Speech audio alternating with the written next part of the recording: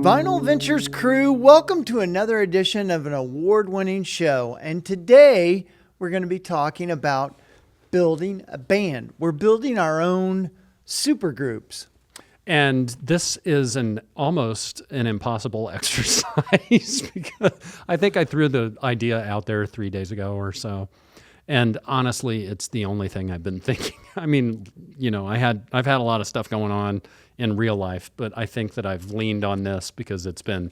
It is fun. And it's frustrating. It's hard. Yeah. And my approach, I haven't even made my final decision yet. You're gonna help me make the final decision. Okay. I've made my final. I brought 5 records that these musicians are on. He brought 20. So. I know where they're gonna end up. Yeah. But it may be like I may throw a curveball in there. Yeah. I mean, this is an idea. I don't see it thrown around a lot.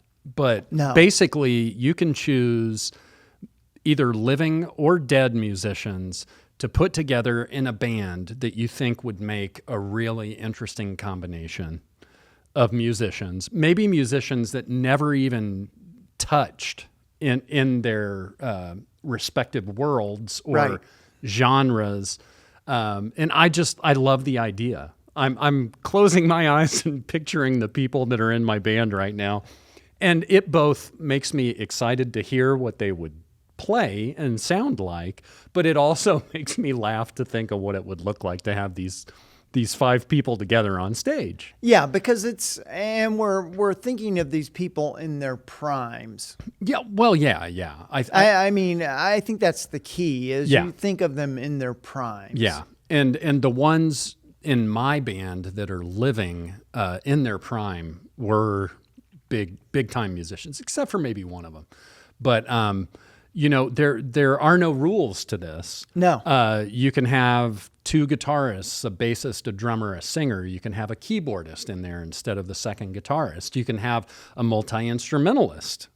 And that way you could get more people on the stage. It's any combination that your mind thinks of. And we want you guys to share your thoughts on the best combinations in building a band on our social media and on our YouTube channel. What else do we want people to do when they like, subscribe, share? Yes, sharing is caring. Send it to somebody that you know loves music. These are the fun subjects.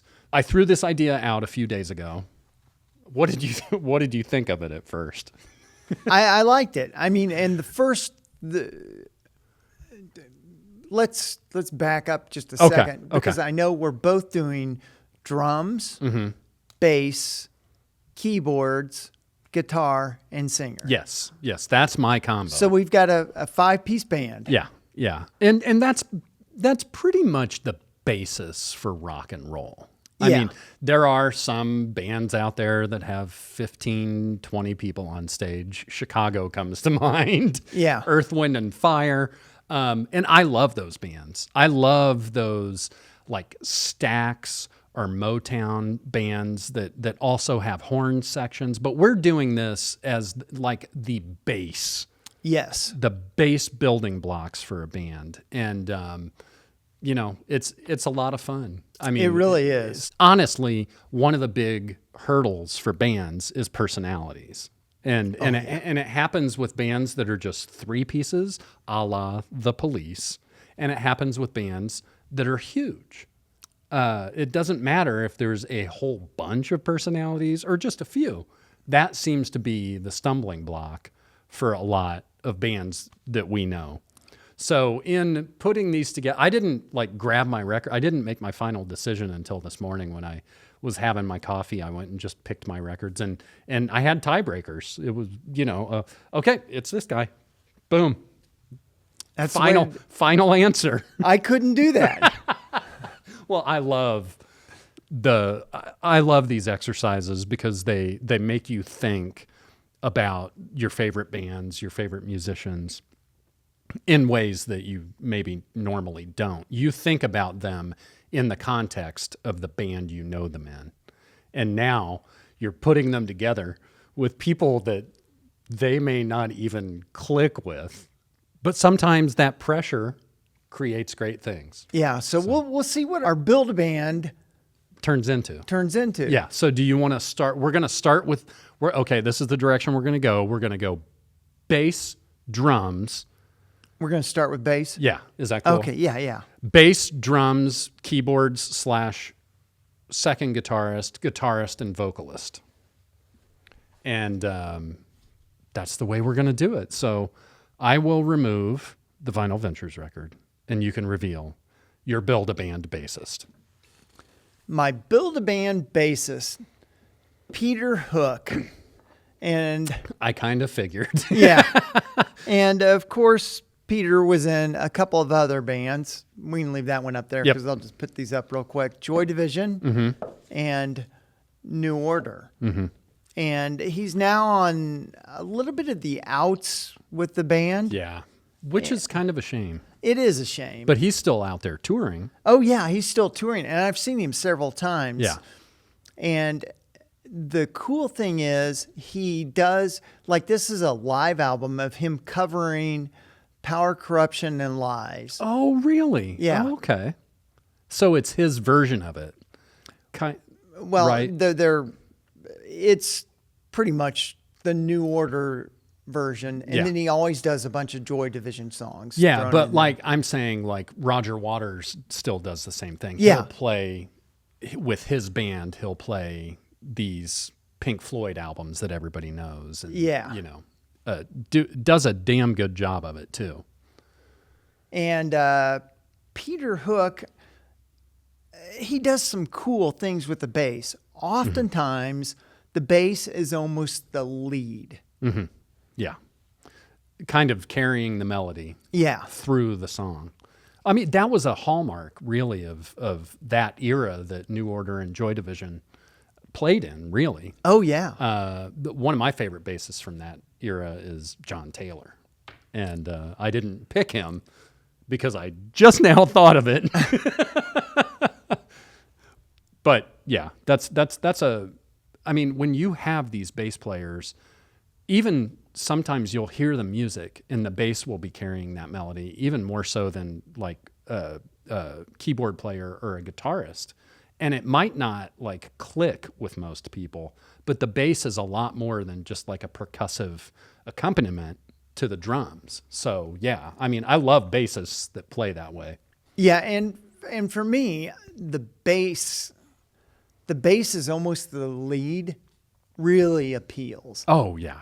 I mean, I really like bands that have the bass a little bit more forefront. Yeah, like a song that does that I love is Take a Walk on the Wild Side by Lou Reed. Yeah. Huh, Keith? That sliding bass riff, even if you aren't, I'm sorry, but even if you aren't like a Velvet fan or a Lou Reed fan, the way that bass line goes is it burrows into your head. Yes, indeed. Yeah. And I mean, there were a lot of bands that I loved. The Violent Femmes, I mean, the bass was the lead by far. Yeah. It's great. I mean, and like I said, it's the foundation of the melodic side of the band. Yeah. And for me, that interplay between being a drummer, between the bass, also having that percussive feel, but carrying the melody like that, those are my favorite rhythm sections for sure. Absolutely. And he's still touring. He'll be in Chicago, I think in August. They always play at the Metro, which is a small little venue. And one time when I saw him there, Billy Corgan was there. Oh, well, he lives in Chicago. He lives in Chicago, and he loves Joy Division. Oh, okay. Well, that makes total sense. Yeah. And Billy Corgan also has a tea restaurant on the north side of Chicago too. So, well, that's a good one. That's a good one to start with. I don't think you've ever talked about this record. I probably haven't because it's pretty much a cover record. Right. Well, That's a good one. That's a good bassist to have. I kind of figured Yeah. he'd be playing the bass for you. Excellent. So you're up. Who's your bassist? Well, here is my copy of Big Chill that's still got it's open, but it's still got the shrink on it and the price tag here, which this looks like a service merchandise price tag, doesn't it? It sure does. $7.99. The Big Chill, in case you haven't seen it, and there probably are people who haven't, is basically a group of friends who the first friend in their group passes away, and this is them getting together and kind of going to his funeral. The dead guy in the movie, by the way, Kevin Costner. What I love about this movie is a soundtrack. Like when you talk about great soundtracks for movies, The Big Chill always comes up, and it's basically comprised of Motown hits. And the guy playing bass on all of these Motown hits is Jim Jamerson. And he's kind of an unsung hero as far as musicians from that era. Most people, even if you saw a band at that time, most of the time a lot of the time, I guess, the people that you saw out front weren't necessarily the ones that played the instruments on the albums. So another example is Carol Kay, who played bass for she played bass for everything. She was a member of the Wrecking Crew, even though she hates that term, kind of the way I hate hair metal. But all of the Motown stuff, the Smokey Robinson, all of them, Aretha Franklin, all of them, Temptations, Jim Jamerson is playing bass on those. And I think that when I was a kid, the thing that drew me into like Motown and Stax and the R&B stuff was the bass. Even though I wasn't even conscious of it, it was the bass. It was the bass. And he is such a tasty, melodic, covering that bottom end bass player that he had to be in my band because I just love him. He's passed away. He was born in 1936. He died in 1983. Uncredited bassist on most of the Motown Records hits. He was inducted into the Rock and Roll Hall of Fame in 2000. And as a session musician, he played on 23 Billboard Hot 100 number one hits, as well as 56 R&B number one hits. So like 75 number one hits between R&B and Hot 100. So, I mean, I don't think that chart position means that somebody is great, because there are plenty of songs that I don't necessarily think are great that reach that, top of the chart thing. But you go through all of these like hits that he's played on, and they are songs that you know and love.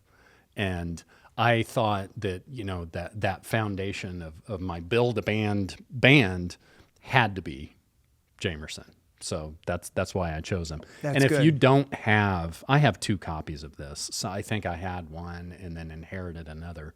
If you don't have the Big Chill soundtrack, go get it. And there is a volume 2, because I think there are some tunes in the movie that didn't make the first soundtrack. And on top of everything else, the movie is great. It's funny. That's one film. My most enduring memory from the film is the soundtrack. Oh yeah. The film I find kind of boring. Yeah. I mean, I think I even fell asleep when we went to see it. When I was a kid, I didn't get it. I didn't get the Big Chill, which is dying. I didn't pick up on the undertones of dealing with loss and death when I was little. And now these people are, 15, 20 years younger than I am right now. the characters in the movie. And I love it. Everything is different for everybody. But yeah, I think the thing that really sends it home for people is that attachment to the music, because these people in the movie are listening to songs that at the time they were in high school were hits. And we all know how attached we are to music at those very important times in our lives. So, yeah, I think really music is the emotion of video. oh yeah. So you're tapping into a feeling that viewers are going to have that are automatically drawn in. Yeah. And I don't know when it was, but we were talking recently about how much, well, there's just a glut of content out there, whether it's TV series or movies. And I think TV series have completely surpassed the quality of movies that are out there right now.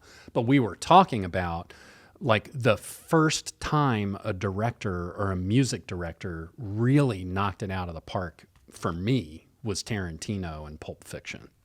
Yeah, and it's funny because during the MTV era, I mean, a lot of TV scores and films were still scored with original classical composed music. And now, but one of the things that flipped it was Miami Vice started using music. That's right. In the Air Tonight. In the Air Tonight. Yeah. I mean, that's 4 minutes of driving a car and playing that song. Yeah, you're right. And that was like 1985 or 6. Yeah, it was right as MTV started. Yeah. So that's a great point. But I really think that being as big of a music fan as I am, that the music in these television series and these movies that are coming out now are just as good as the story and, the acting. Yeah. And I think that would be a fun job to have, is like, assembling a soundtrack for a movie. But this is one of my favorites. I mean, you've got Glenn Close, John Hurt, Tom Berenger, Jeff Goldblum, Kevin Kline. I can't remember that. Did I say Glenn Close? Yeah. Jennifer Tilly. I mean, they're great actors, and this is like 1983, I think. So long time ago, like 44 years ago.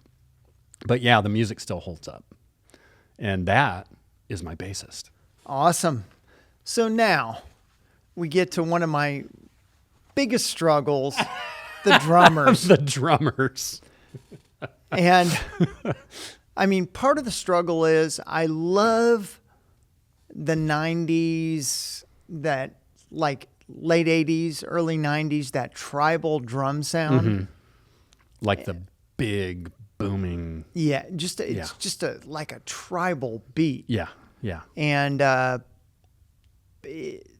that's kind of where I am. I'm like, I love that, but there's other stuff that I like also. So it's like, who am I going to put in this band? I mean, I started with Fugazi and Brendan Canty because he just has the drums are very forward in the mix.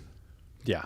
And a lot of punk music really was, and that may be the like unconscious thing that people latched onto with a lot of punk bands, is I think you could hear the drums a little better. Yeah. Yeah. I think without a doubt. And then I moved on to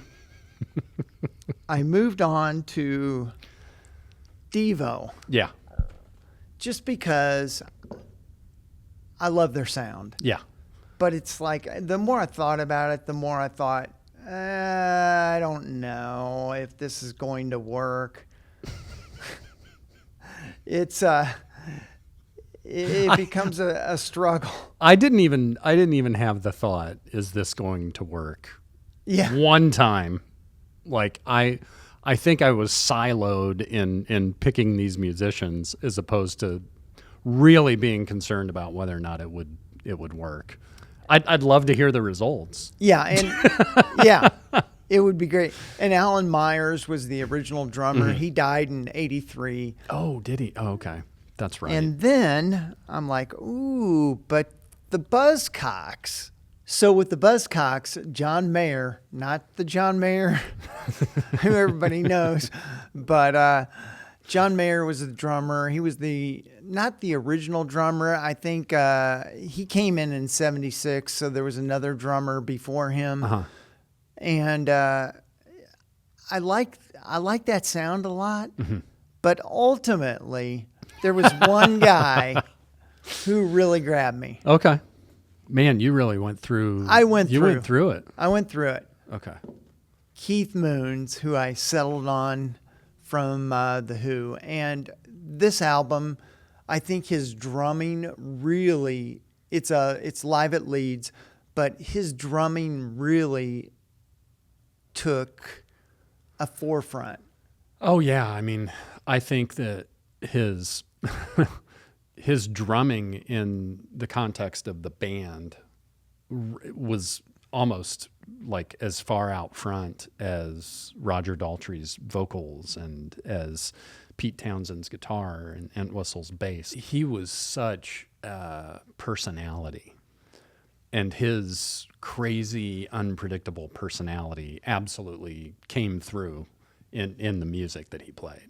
For Absolutely. Sure. I mean, 100%. I mean, he was a crazy man. Yeah. Yeah. I mean, he lived hard and fast and, died young as a result. And, but yeah, I think that the Who, was never quite the same when Keith Moon passed away. Yeah. And it's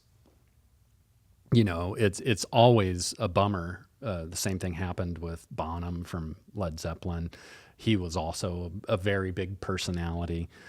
Those two guys, I mean, when you talk about drummers of any era, those are two that wind up in the top 10 all the time. Absolutely, maybe even top 5. Yeah. But I love that choice. I mean, that's there's going to be some unpredictability in the rhythm section of your band, but Oh yeah. like I said, unpredictability can breed really, really good music, and that's always a great thing.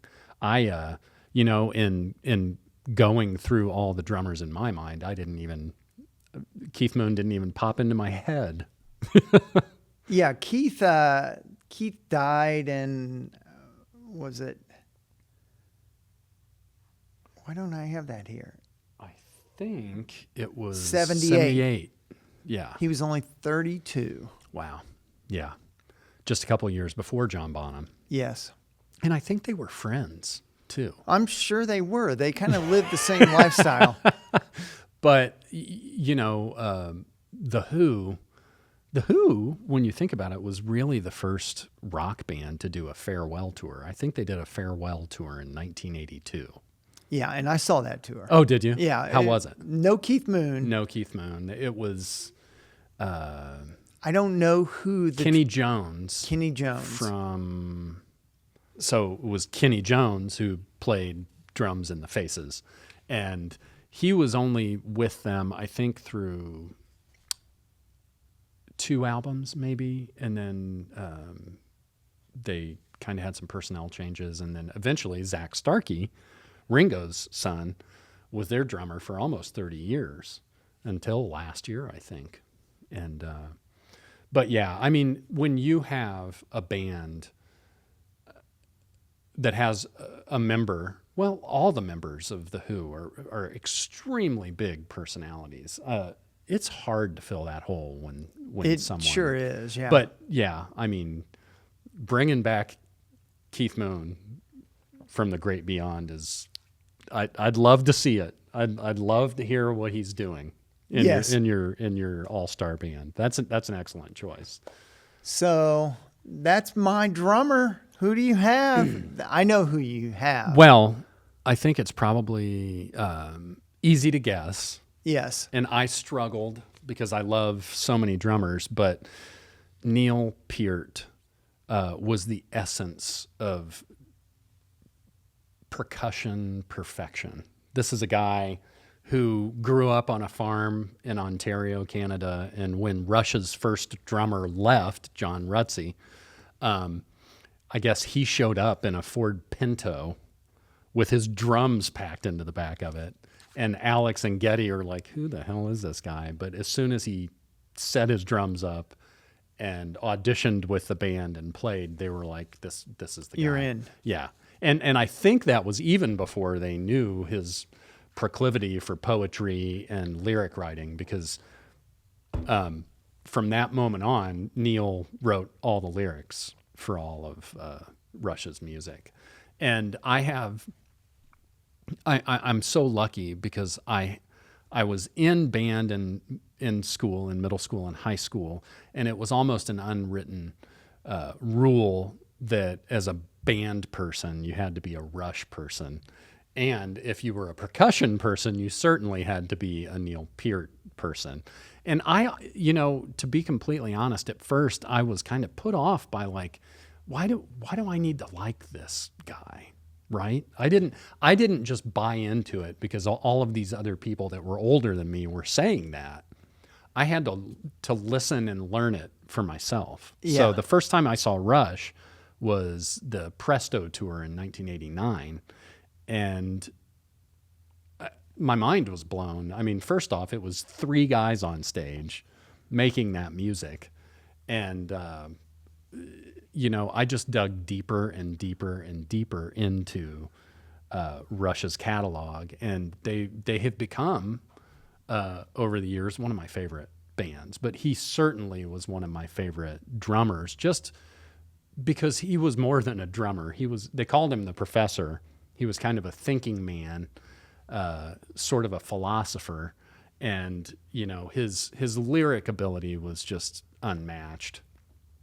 And he, although he was a very stoic guy and like never did any press for the band, never even came out from behind the drums at the end of shows. Like they would get done and he's waves gone to everybody and he goes, and Alex and Getty would do the bow and leave the stage. Until 2015, I think, the last show that Rush played until this past week was in 2015 at the Forum in LA. And at that show, he came out, took a bow with the other 2 and left. And that was kind of an unconscious thing to Rush fans, like, okay, this is it. They didn't really do a farewell or anything. Right. But percussively, I mean, he is rudimentary. He knows all the rudiments, all the things that they teach you as a drummer, and he wrote and notated his music.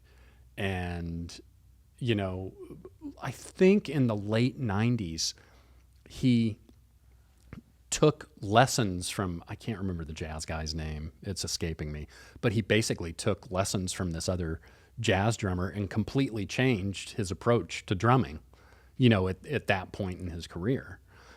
So I respect him from a drumming standpoint and in a philosophical standpoint, and knowing that there's always more to learn. And that's one of the biggest reasons that I'm such a huge fan of Neil Peart's, because he never stopped learning. And as great as everybody thought he was, he knew that he could be better. And I was lucky. I haven't counted it up, but I think I saw them 8 or 9 times.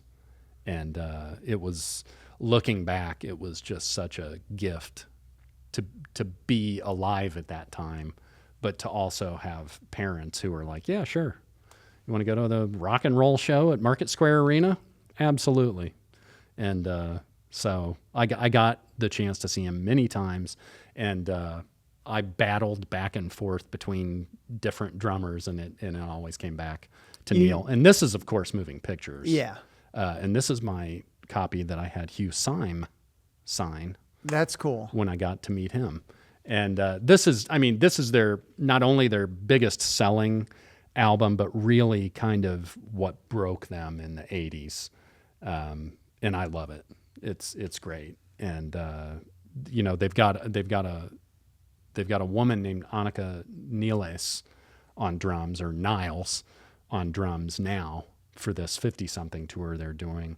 And, you know, there's people out there like tearing her down. And she's not playing this. She missed this 30-second note. And, you know, for anybody to step into those shoes and play with those two guys, well, there's another guy too, for the first time ever.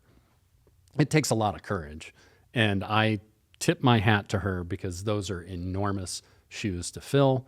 And you know, even before you step on stage, that people are going to be very, very critical. And she's killing it. They had 4 shows in LA. I think they go to Mexico next, and then they swing through the US. And I will be seeing them in November in Charlotte, North Carolina. Cool. So, yeah. So my guy is Neil Peart, Jim Jamerson. It's going to be an interesting band. Neil's going to have to get used to having more band members. Yes. Instead of just 2 other guys, he's going to have to get used to having 4 other guys. So we're moving on to keyboard/rhythm guitarist. Yes, and initially I was thinking, because I love keyboards and bands, I was thinking Trent Reznor. Oh, yeah. But then the more I thought about it, the more I'm like, sorry, Trent, you're going to the bench. I wanted James Murphy from LCD Sound System, who you just got to see. Yeah, in Chicago. And I just love, I mean, at this show, James he plays a lot of instruments, but he focuses on keyboards. But there were 3 keyboard players. I know. You sent me that picture. I'm like, there's no room for more keyboards on the stage. And sometimes there were like 3 drummers. It was a amalgamation of a sound. Yeah, kind of a feast for the ears. Yeah, that's cool. I mean, he kind of is hopping all over the place, right? Production wise, and he's not just. Sometimes he just sings. Sometimes he plays keyboards. Sometimes he was even. I don't know what the drum. They're probably electronic drums that he was playing. Yeah, that's cool. So yeah, he was one of the guys I thought of, and I just love everything about his keyboards. Well, the other thing is he can sing, and do backing vocals or do lead vocals for you. So those guys that go multiple instruments. And can sing as well. Those are great in an all-star band, because they can fill in a lot of gaps. Yeah, it's kind of like a utility player, which I can move him around a bunch of different places. Yeah, it's like you've got your starting lineup, but you can sub him into different different spots. Hell, he may even be able to sit behind the drums. I'm sure he could. If he wants to fight it out. Because I think the first album was just all him. Kind of a Stevie Wonder kind of thing. Yeah. No, I thought of someone like that. Stevie's not in my band, but it was certainly someone I thought of. I also thought of Lenny Kravitz for that same reason, because he does everything. But really the multi-instrumentalist that I really came very close to having in my band that is Prince. Yeah. Because he's just that other guy that is... He pops up on so many lists. Yeah, and he's ungodly talented at all of the instruments. I mean, he produced, arranged, wrote, performed, all of that stuff, just like Stevie. Did everything.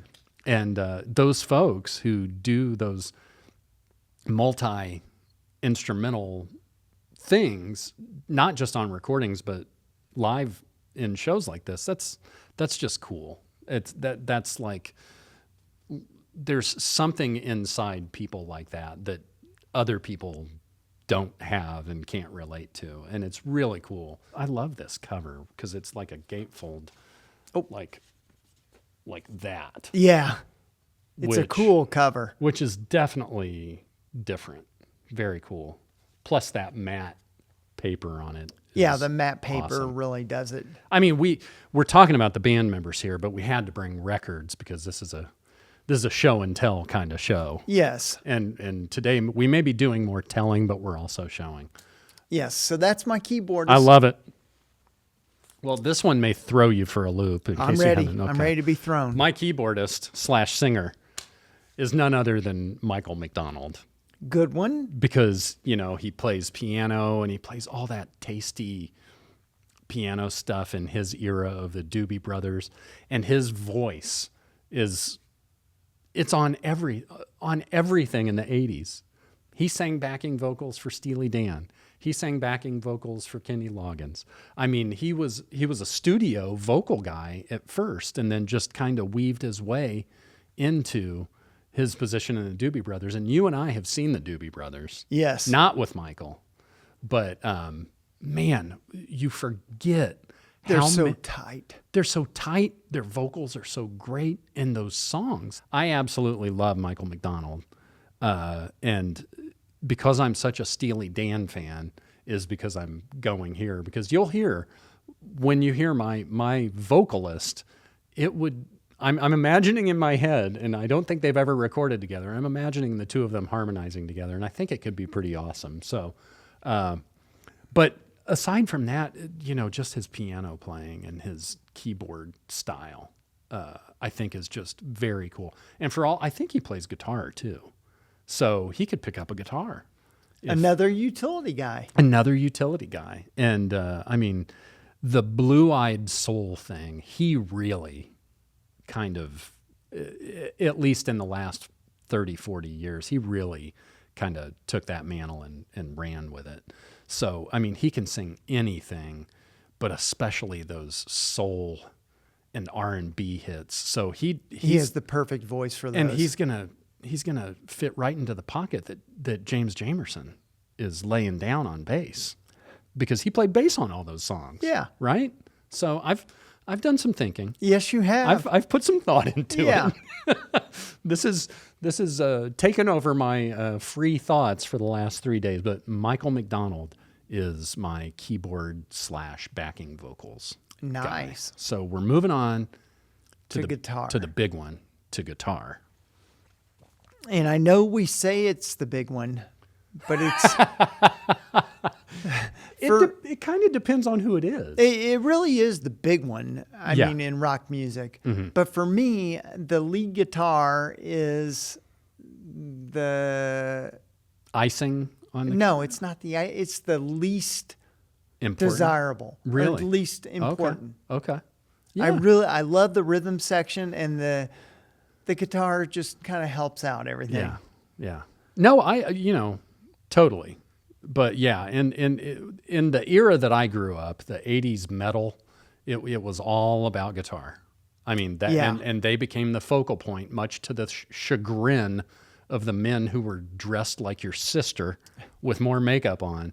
The guitar, it seems like they may have almost done that intentionally to create that tension, to have that, those headlines. We didn't have social media back then. You just heard stories about singers and guitarists feuding. And that kind of fed that narrative. And, it's still kind of the same thing today.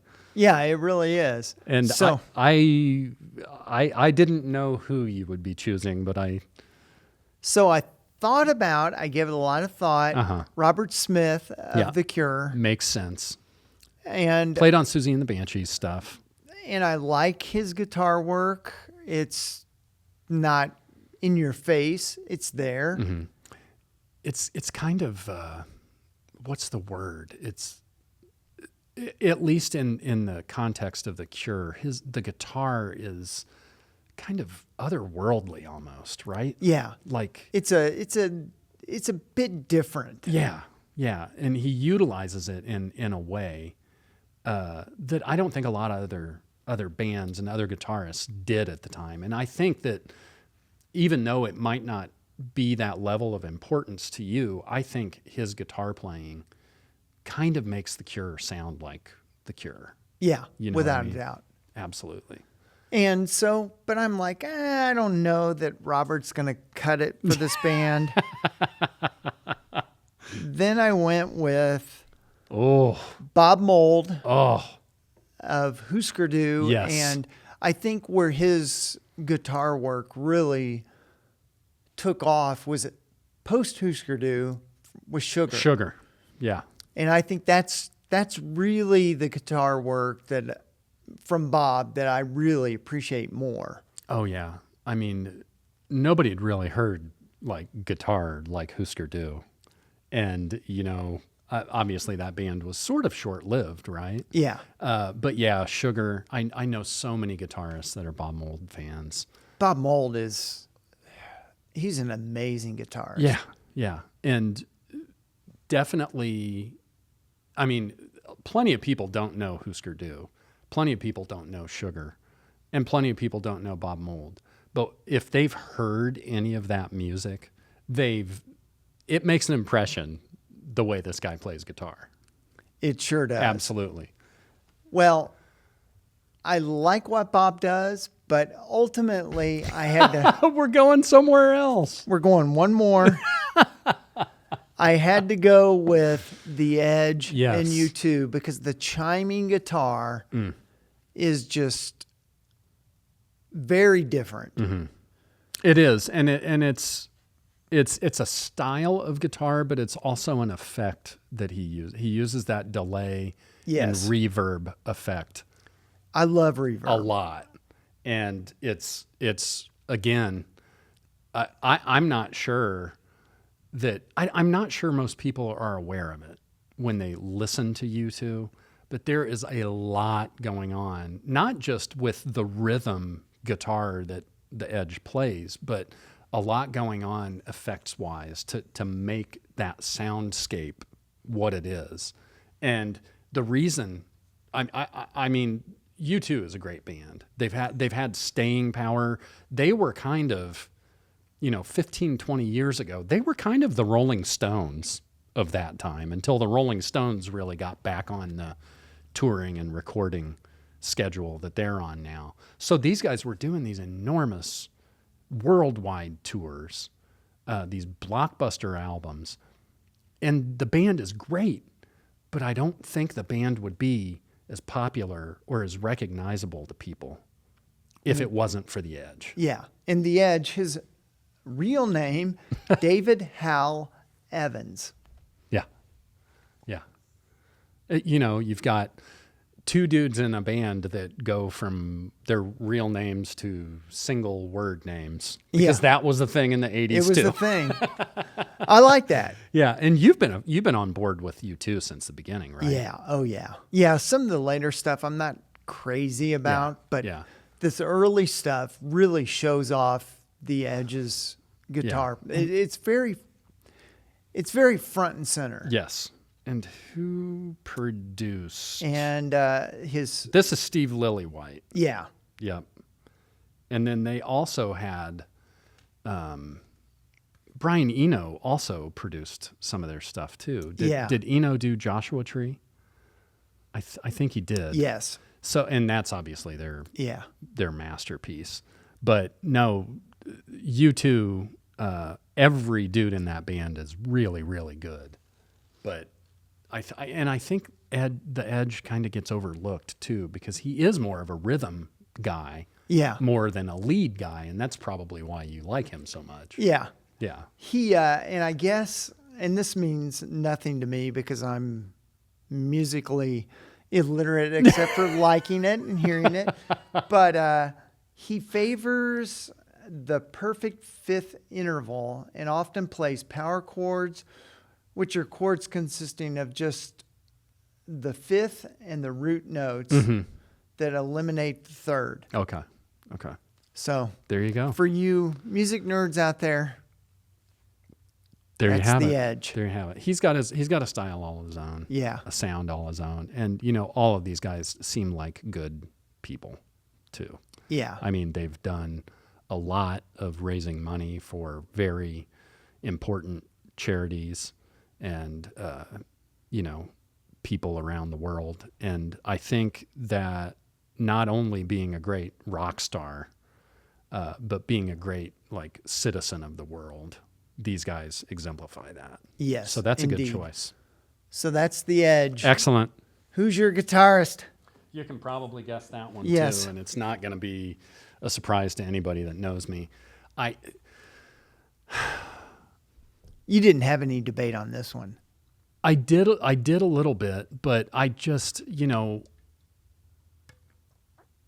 Van Halen died in October of 2020, and he kind of unexpectedly, he died of a stroke unexpectedly. He was having cancer treatment, and I think he was traveling to Europe to get some of that cancer treatment that he couldn't get here, tongue cancer and throat cancer, because he was never seen without a cigarette. But the thing about Edward Van Halen that I love is that everybody knows him for like Eruption and the blazing lead guitar stuff that he did. And he was the guy. I mean, he changed the game for everybody, even for these post-punk dudes that we've been talking about for your stuff. Yeah, and there's some post-punk guys who really don't like him at all. They Yeah. think it's just garbage. Yeah, but I don't look at being a drummer. I don't look at Eddie as that blazing guitar hero, the lead guy. The shit that I listen to that fills my ears when I listen to Van Halen is the rhythm stuff that he's doing. And that, to me, is what sets him apart from any other guitarists out there. Because there seems to be a thing where people lean on rhythm guys and then have their lead guy. But this band had both in one person. And not only that, his ability to write those riffs, the riffs that that you've heard a million times, that you can identify in 2 or 3 notes, even if you're not a musician. That's where the genius of Edward Van Halen came from. Both Alex and Edward took piano lessons.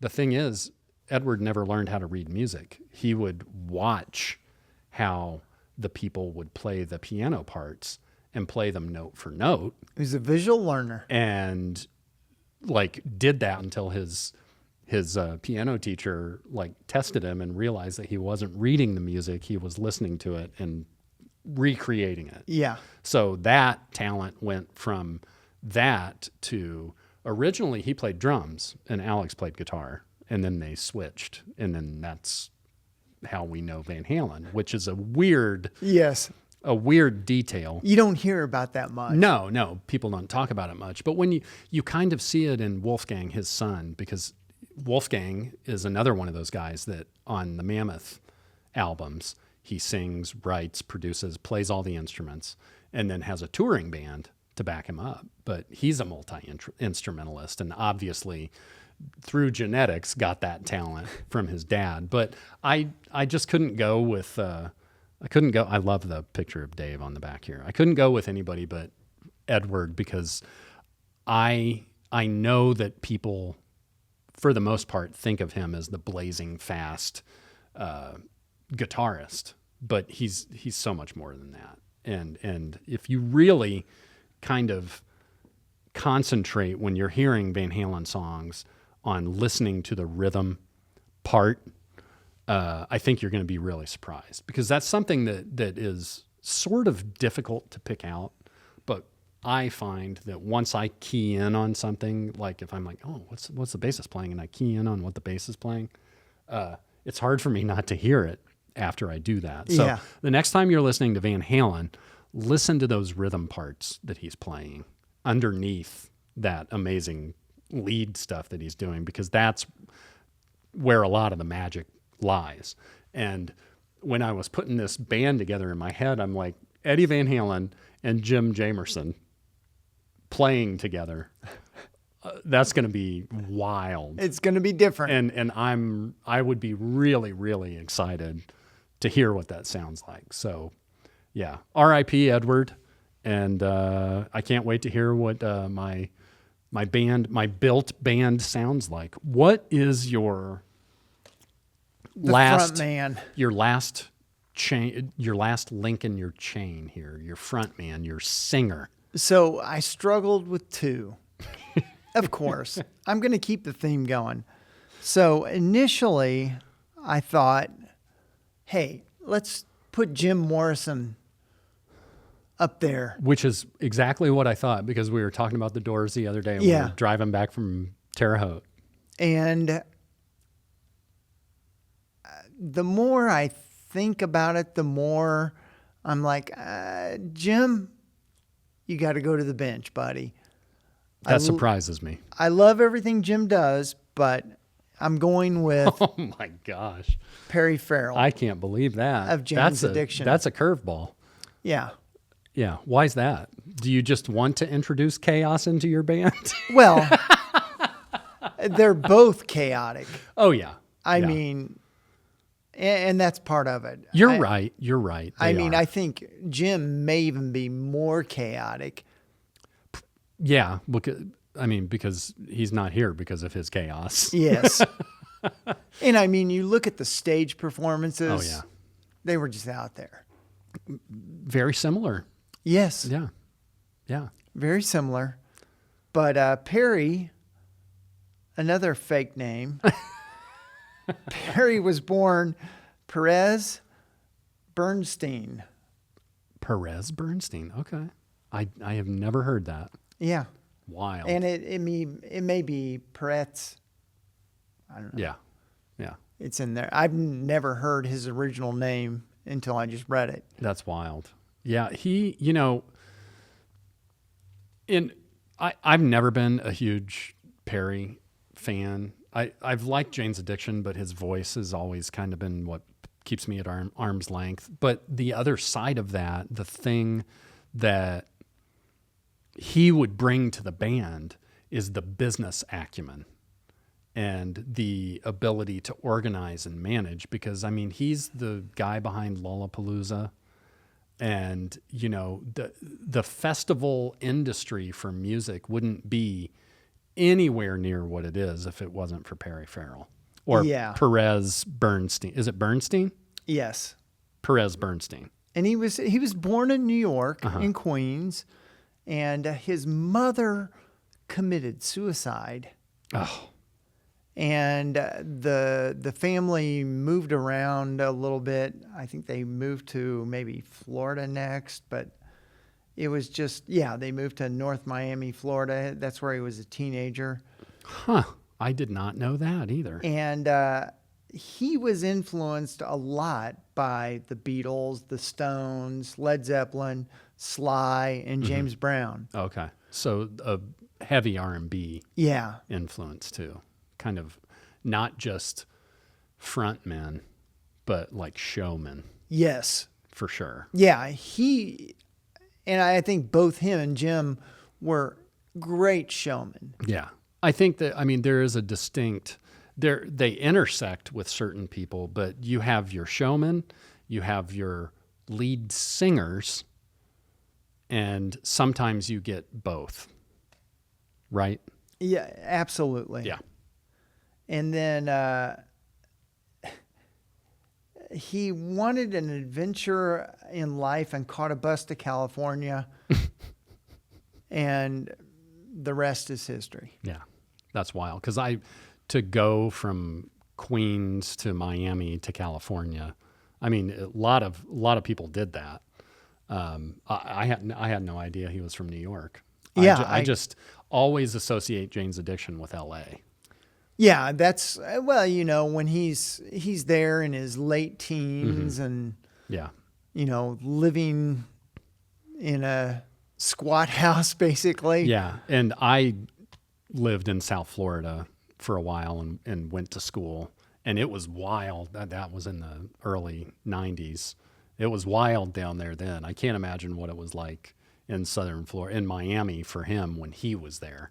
That area is just a huge confluence of different cultures and music styles and different types of people, and very fertile ground for musicians for sure. Yeah, and I think a lot of times we think of Jane's as more of a 90s band. They started in the 80s. Yeah.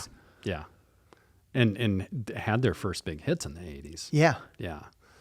No, that's a good one. I don't know if we're going to get dinged for the front No. cover of this. Yeah, and they don't really have that deep a catalog either. No, it's I don't even know how many albums they have. If I had to guess, I'd say 6 or 7. That's probably I it may not even be that many. It may not be that many.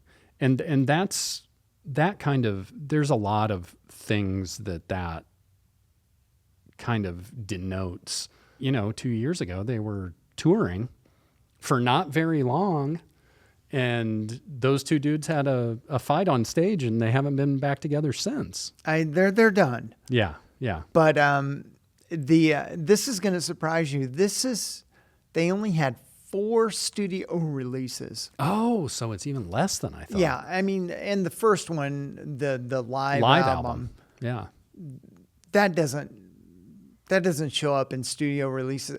To me, that's really their first album. yeah, yeah. And Well, that would make it 5. right. But it's sometimes it's not quantity, it's quality.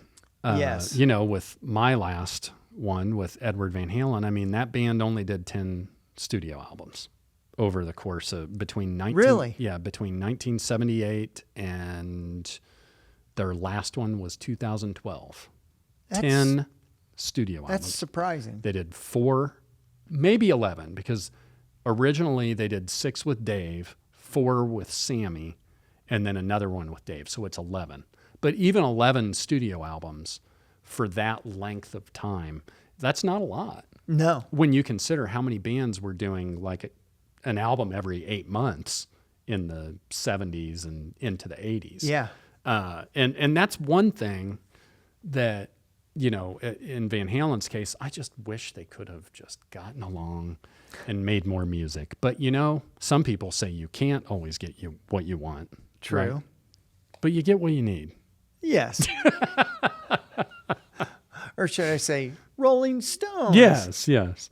Well, that's an interesting choice. I didn't expect you to land on Perry, but that's why we're here. That's why we do the exercise, because it's not easy. It's heart-wrenching to do this, sort of, because you got to make decisions. You got to make decisions. Go with it. Some people stay on the bench. Yeah. So thanks for joining me in my decision making. Yeah, absolutely. So who do you have as your front man? My front man's another living guy. It's Robert Plant. And I don't think that I would have chosen Robert for this exercise. And this is Raising Sand, the album he did with Alison Krauss, which is beautiful. Both of those, they did another one called Raise the Roof. I think it's Raise the Roof. It's the more recent one. This music is beautiful. The two of their voices together are unbelievable. And I don't think I would have chosen Robert Plant to be my singer if his late stage career wasn't as interesting and like prolific as it is. He's doing music. He's almost doing folk music now live. And occasionally he'll play a Led Zeppelin song and have it adapted to this new, he's probably got an 8-piece band on stage with him.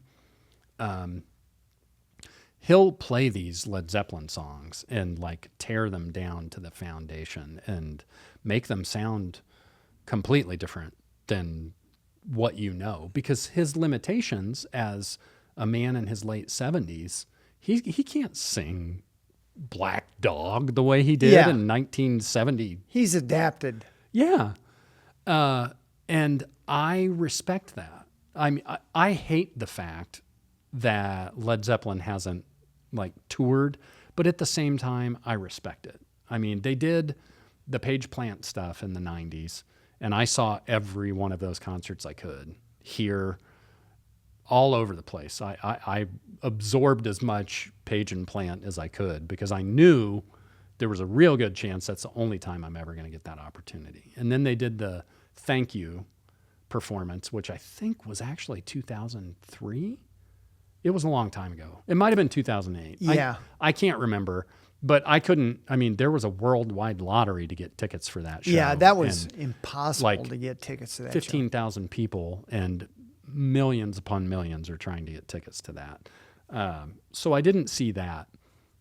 And the assumption after that show was that they were going to start things up, get Jason Bonham on drums and just tour.